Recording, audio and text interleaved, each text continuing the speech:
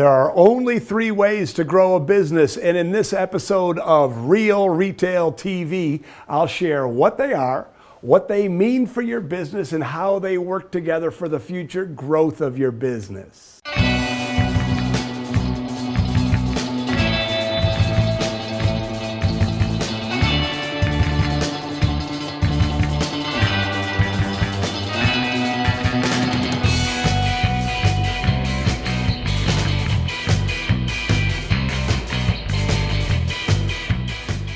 The first way to grow your business is to get new customers.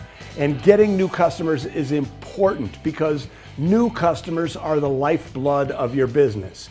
You're always going to lose customers. So you need to keep finding new ones, and actually you need to find more new ones than you lose so that your customer base, that group of people who continue to buy from you, continues to grow. Getting new customers requires a specific set of marketing activities. You can give away gift certificates to your best prospects. You can advertise on social media. You can engage in whiz-bang cause marketing to get local nonprofits to send their members and supporters to you. You can do an endorsed mailing to get other local businesses to recommend your business to their customers. You can also have promotions and special events that are designed specifically to get new customers in the door. There's lots of ways to do it, but let's just recognize that there's a specific set of strategies and activities and tactics that you need to use. But of the 3 ways to grow your business, getting new customers costs the most money and it's the most work. It's good work, but it's work. The second way to grow your business is to build your average sale. And you can compute your average sale by taking your total sales and dividing it by the number of transactions.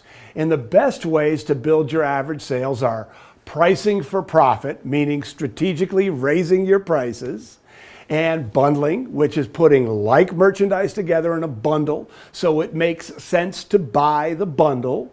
Let me give you an example. A value meal at McDonald's is a bundle, but hands down, the best way to increase your average sale is through sales training. Not just training, not just an event, but creating a service culture that sells. When you have a team of great, properly trained people, they naturally and automatically and enthusiastically recommend the appropriate add-ons. They showcase your better quality merchandise, and they make sure that your customer leaves with everything they need. It's my experience that in most stores, there's at least a 25% gap between the average sale of the average salesperson and the average sale of the best salesperson. That gap represents opportunity. Building your average sale is the quickest, most efficient way to grow your business, but it also has limits. When I had my retail store, Mackinac Kite Company, our average sale was about $30, and we worked hard to get it to $30. But no matter what we did, we were a toy and kite store, we were never going to get it to $100. The nature of your merchandise will determine the ceiling of your average sale. There are many, many ways for you to increase the number of sales per customer. You can get more sales by giving your customers a kind of experience that makes them want to come back.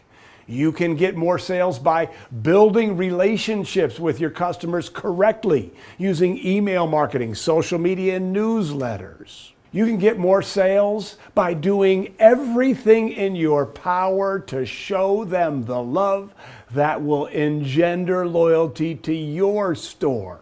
And speaking of loyalty, you can have a kick-butt loyalty program. The retailers that do the best job of getting their customers into their store more often also have lots and lots of fun, interesting promotions that bring them into the store.